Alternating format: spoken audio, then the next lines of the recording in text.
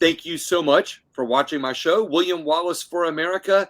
With me today is somebody that you may have heard of, may not have heard of. I'm always surprised how many people have not heard of some of the great people that are working not only in the forefront, but behind the scenes, like our next guest is. So if you haven't heard of him, you're going to want to hear more about him.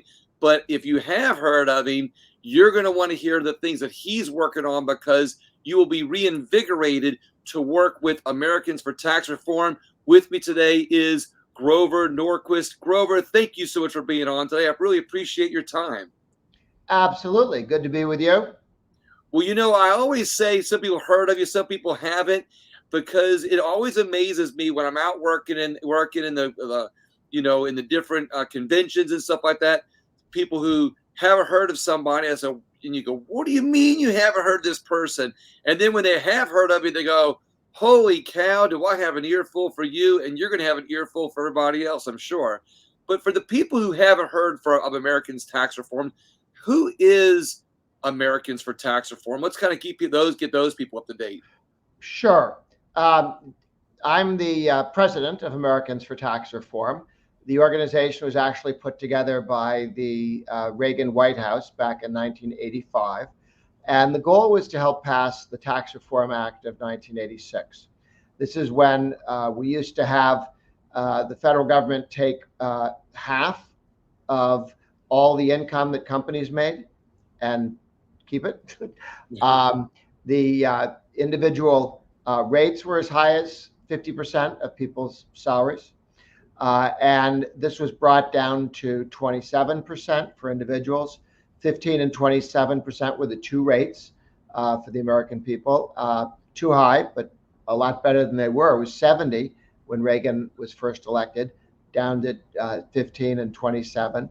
And then the corporate rate was taken from 50 down to 34. When you had those things happen, you had a continuation of the strong economic growth that we got from the previous tax cut. Was a 30% cut across the board in the tax rates of all individuals. And that gave us 7 years of strong growth until George Herbert Walker Bush got talked into raising taxes by the Democrats. And oddly enough, the economy slowed down and he lost the election, which taught a lot of politicians, don't raise taxes, cut taxes. And if you raise taxes, you may lose the next election, not just because people are mad at you, but because the economy sours and people get unhappy about that. So this was an effort to bring taxes down and keep them down. And I created the the president asked me to run Americans for Tax Reform. I used to run the National Taxpayers Union years earlier.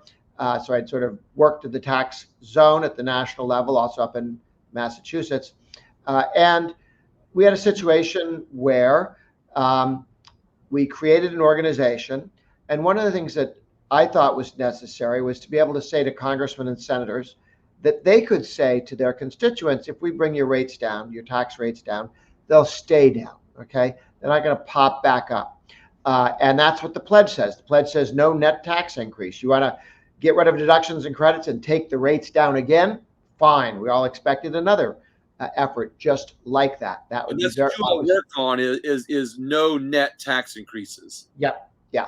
So you want to move taxes from one thing to another, that's okay. No net tax increase, no raising rates. We want to keep the rates as low as possible, take them down, never take them up. And that's been very helpful in getting people elected. Voters like to hear, I will not raise your taxes. And by the way, I'll put it in writing, and it's going to be on a pledge that's online, that's up on the web that you can find it. Americans for Tax Reform shares it with everybody. You can go to our website, has your congressman, has your senator, has your presidential candidate sign the pledge not to raise taxes. And they're all up there. Also state legislators and governors. 2/3 of Republican governors have signed the pledge never to raise taxes. About 90% of all the Republican House and Senate members have made that pledge. It is the biggest difference between the two parties. There isn't a Democrat at the national level that won't raise your taxes. And there really isn't a Republican at the national level who will. There are some who haven't signed the pledge, so you worry about them. But almost all have made the commitment that they won't. And they have been keeping that commitment since 1990.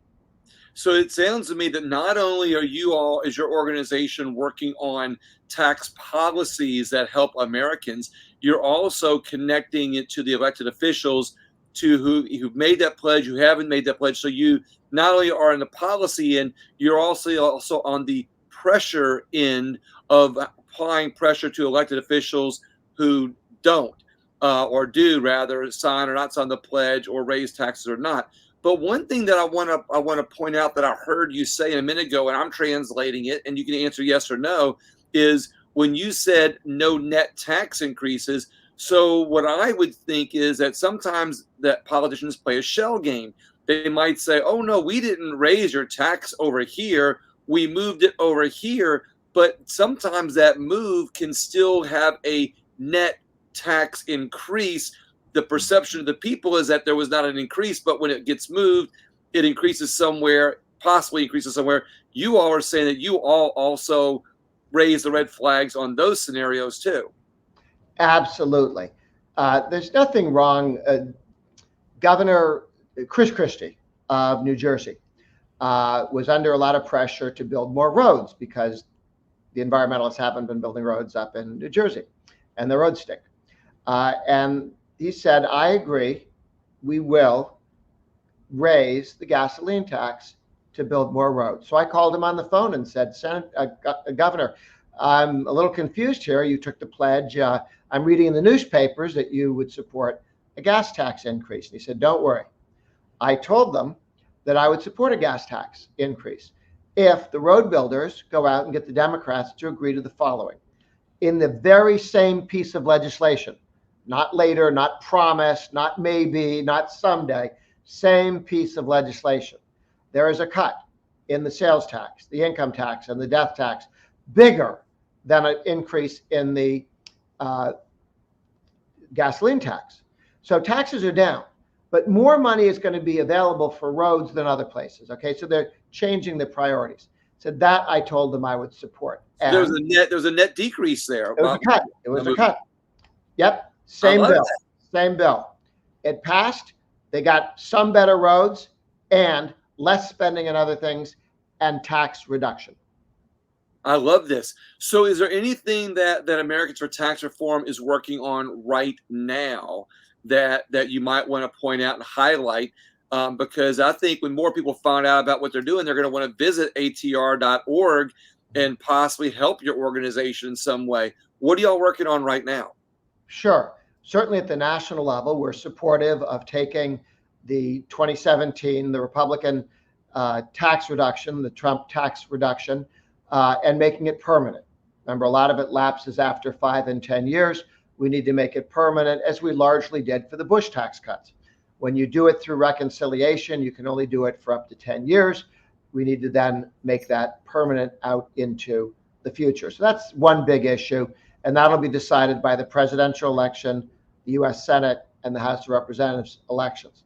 At the state level, we're working in all 50 states to support tax reduction in the states, but in the 24 red states, the states with a Republican governor, Republican House, Republican Senate, 24 of them, we're working with those to get people to take a graduated income tax and move it to a flat rate, a single rate income tax, so that everybody's treated the same. Then we're looking to take that single rate and move it down towards zero. So in the 50 states today, 7 states have a zero state income tax, personal income tax at the state level, 7 or 0. You know, some of them, Florida, Texas, Tennessee, these are states that grow very well because no income tax.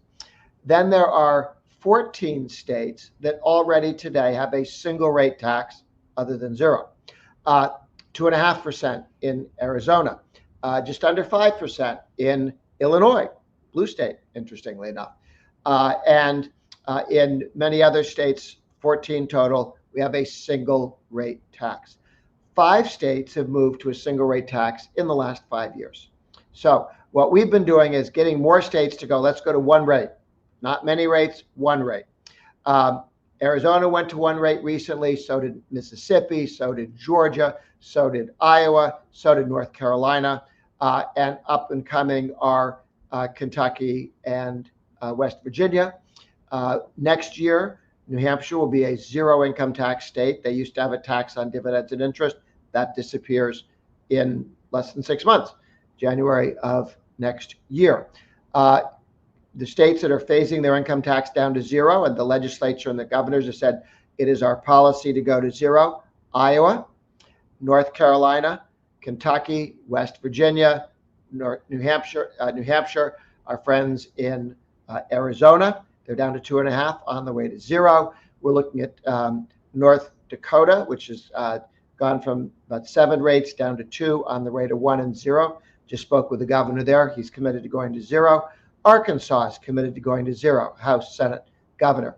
Oklahoma had a Senate president, a Republican, who thought, we don't need to cut taxes. We don't need to take the income tax to zero. He was defeated in a primary. He won't be back. The guy who is going to run the Senate, he's committed to taking that income tax to zero. So is Louisiana. So is Mississippi. Missouri just elected a governor who said, we're going to a single rate tax. We're going to zero. You've got Utah, where the governor and the legislator there have said, we need to go to zero. They're at just under 5%, kind of high from what you'd expect there. They're committed to take that down to zero. So we're going to have more than half the states with a single rate tax, which is difficult to raise. Tough to look everyone in the state and say, everybody, I've got an idea and I'm going to spend everybody's money on it. Well, then everyone's paying attention and everyone's listening, and it better be a really good argument. And there aren't very many of them. So taxes do not go up once you have a single rate tax. If you have a graduated income tax and they go, I'm not going to tax you, just the guys over here. That's how the Democrats got elected to the presidency, under Clinton, under Biden, under Obama. And that's what they're trying to try now under Harris. They all say, I'm only going to tax a few people, not you. But a single rate tax, everyone knows, a tax increase hits us all. The politics of envy disappears, and then we win. So basically, when they say tax that person over there, the Democrats used to criticize the Republicans with the trickle down economics, as they used to call it. So you're basically, what I'm hearing from you is that when they claim that they're only going to tax the guy behind the tree, that the net result is the trickle down effects work when it comes to taxes also. So while they're condemning Republicans for trickle down tax breaks, the reality is when they only tax the guy behind the tree, the trickle down effect affects everybody when it comes to taxes. Is that correct? Absolutely. You make several points in that comment. They say we're going to tax rich people and corporations. And you're supposed to look in the mirror and go, that's not me, right? Yeah. I don't have $1 billion. I don't have $100 million. Right. I'm not a corporation. Well, think about this for a moment, because, of course, there's been some great studies about what happens when you raise taxes on corporations. Well, if you go into a grocery store and say, we're going to take $1 million in higher taxes from the grocery store, where do you think the $1 million comes from? Some of it comes from higher prices for all consumers. That's everybody. Yeah, okay? Exactly. That's rich, that's poor. Maybe Obama and Biden are rich enough they don't mind higher prices for food, but middle-income people, lower-income people, they notice it. So, no, go ahead. Yeah, and then, of course, the largest part of it comes from lower wages, because in a real competitive market, you can't raise prices because other people will steal your customers. Right. What you have to do is hire fewer people, pay them less, give them fewer hours. About 70%, maybe more, of the cost of a corporate income tax comes directly out of workers' paychecks. Either they lose a job, they only work less amount, or they don't get paid as much per hour per month as they work. And then, of course, if you really do damage to a company and the value of the stock goes down, who does that affect? Everyone with a 401k. Retirement. Everybody with an IRA, everybody who's saving for retirement, everybody with a pension, everybody with life insurance. That's what's behind all of those efforts, which is the value of stocks. So raising taxes on corporations hurts savers and retirees, hurts workers, and hurts consumers. There's not a rich person in the bunch there, guys. Right, This exactly. is a tax on middle income people. The politicians who say different are lying. Unbelievable. They keep printing money. We call out taxation, but inflation is a hidden taxation, if you will. But since they Yep. keep printing money, I mean, how much taxation does government need if they can keep printing the money?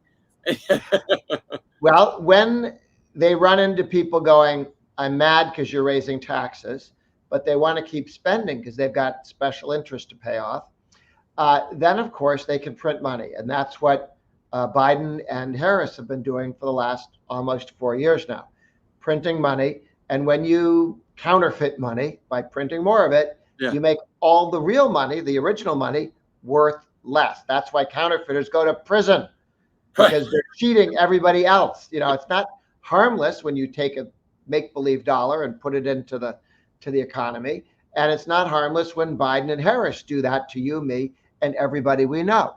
I'm not sure they should go to prison, but they shouldn't get reelected when Right. there are people rotting in prison for doing exactly what they do in counterfeiting currency and printing more than is backed by real value. So, yes. Now, state governments can't print money. So if they spend too much, they have to raise taxes. And that's why we start at the state level to put a line in the sand. Don't spend more, don't tax more, take taxes and spending down. Let's get rid of the personal income tax. And now a number of states are getting rid of their corporate income tax because they figured out what you and I have been talking about, Right. what Ronald Reagan said in 1982, which is the corporate income tax should be zero because all it does is hide taxes on people. Right. That's why they have it. That's why the politicians invented it. This is amazing. So has taxation then become more about control over the American people than it has about using the money? If they're able to print it, they get it through inflation, they pass off the corporations. Is taxation more about control? Well, you certainly see that in excise taxes. Bloomberg, the multi-billionaire who runs, Bloomberg News, he bragged because somebody said, all these taxes that you have on people who drink soda pop, and you don't like that, so you have high taxes on it. You don't like people smoking, so you have high taxes on it. You don't want them to quit smoking because you need that money, so you put taxes on vaping, which doesn't cause cancer, right? But you just want the money, Right. And so he likes to push people around with higher taxes. And when asked about that, he didn't shrink. He said, yes, the good thing about taxing poor people is you can affect their behavior. If you raise taxes on him because he smokes a cigarette or a cigar or drinks wine or beer or something, okay, he's not going to change anything in his life. The Kennedys don't change their behavior with higher taxes. You and I do. Normal people do. Poor people do. And he bragged about how much he likes taxing poor people because you can make them do what he wants you to do by taxing you, or by subsidizing something you do. Everybody should have this kind of energy. We subsidize it. We tax you if you have the wrong kind of energy. This is it. So that's what I've always said. That it's more about taxing freedom than it is to get money. So where are we losing the most freedom when it comes to taxation? At both ends, when they raise taxes and discourage you from working, that's what taxes on income do. They take the return to work and they make it lower. When you raise taxes, if you have a high tax on work, then taking the day off doesn't cost as much as it used to because you weren't going to get to keep it all anyway. The government's going to take much of it. So that changes behavior. And whenever the government taxes something, it changes the incentives. You tax work, you get less of it. You tax savings, you get less of it. You tax investment, you get less of it. But then you take the money that you do get, and then you subsidize non-work and consumption, and you get more of that. It's almost like the government has figured out another way through taxation. I feel that they've created policies that have not only eroded the family, not only have taken away work ethic, but makes people more dependent on government, makes communities more dependent on government. And that way they've taken away individualism. They've taken away the will for people to become prosperous. and the government gets control over them that way. It sounds to me like not only through policy have they figured it out, but they figured it out through taxation also. Yes, we have a website in addition to ATR, Americans for Tax Reform, ATR.org. We have one on Kamala-nomics, okay? Kamala-adnomics, like Bidenomics. And that has the list of all of the taxes that Kamala has endorsed and advocated. Even more, even worse than Biden, okay? So if you thought, oh, maybe it's a good thing that they took Biden out because he's kind of doddering and he doesn't really talk straight, and we need somebody in there who's paying attention and can do stuff. Harris is worse. She has more taxes she wants, more control over your life. And this is a list at Kabalanomics.com has a list of all of the tax increases that there's another tax on your wages. She wants to have another death tax so that they tax all the inflation during your lifetime. You pay taxes on that before you can hand any money to a child or a relative.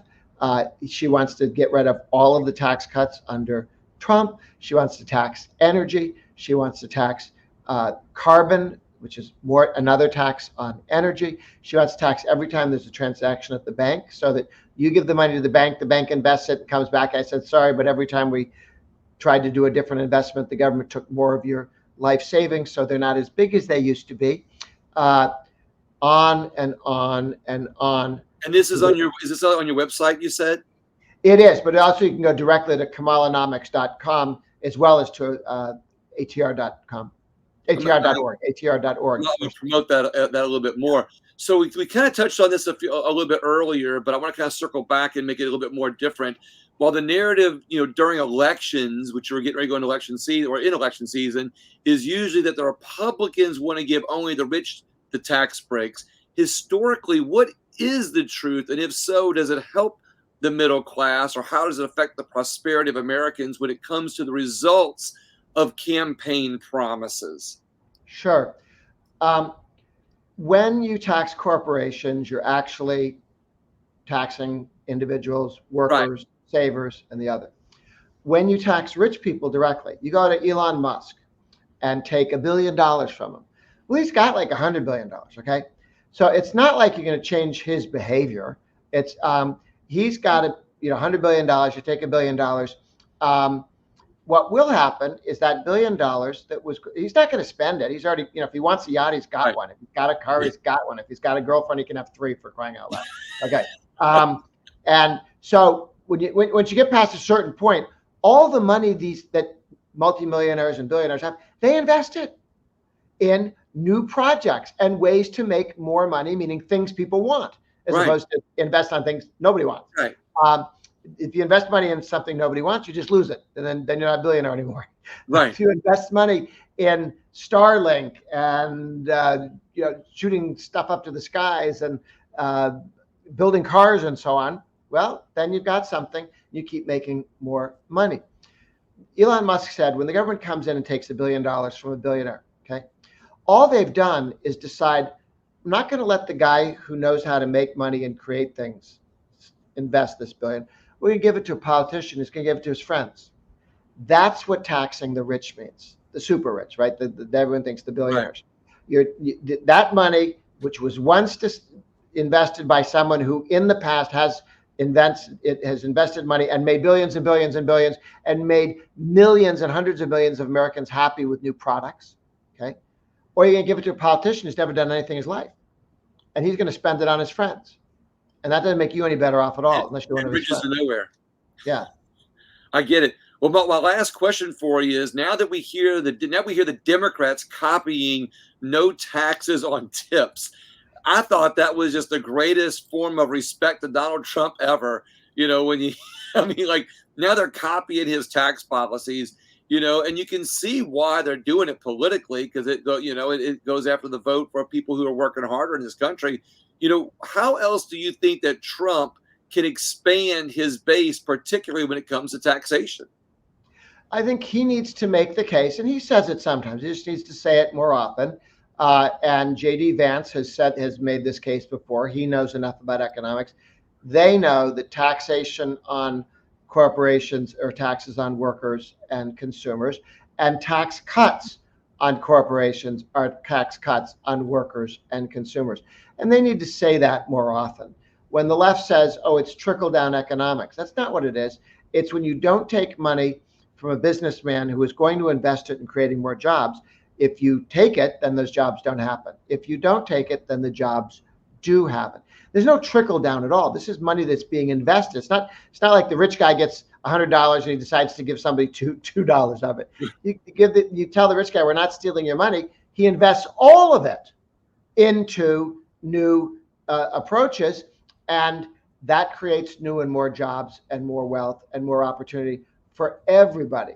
The trickle down, as you mentioned, is when they put in the personal income tax, you had to make $11 million to pay 7%. Okay. Less than 11 million, you didn't pay 7%. Most people paid 0. But over time, they trickle down tax increases. That's what the trickle down is. They promise they're only going to tax the rich, and then it goes to everybody else. The alternative minimum tax, which was supposed to hit 155 people total. 155 people were supposedly getting away around taxes because by investing in cities, maybe you shouldn't do that, but they're investing in city bonds, legal, and the government wanted to encourage that. When they said, so now we allowed them people to not have this super tax to go after the 155 people, but it started 155 people. It was going to 30 million people were going to be hit by that before the Republicans brought it down close to 0. So it was supposed to hit 155 billionaires, and after a while, it's 30 million of other people. So that's how they start with a few people and move to everybody else. They put a tax on phones, long distance phone, to pay for the Spanish-American War, 1898, more than 100 years ago. Only rich people had phones in 1898. But pretty soon, everybody had a phone. Right. And that tax, the federal excise tax, FET, was hitting not a few thousand people, but everybody in the country. The politicians love to play that game. Start by taxing the few, move to everybody else over time. So is that tax still in place with the Spanish-American War? Is that still in place? It was actually struck down by a court because the law said it had to be anything long distance paid for by distance and time. And since we no longer do it by distance, the court said you can't do this. The Bush administration went to court 7 times to keep it in. And they finally got beat again, and they gave up. But talk about even your friends sitting there, oh, we want the money, we want the money. Right.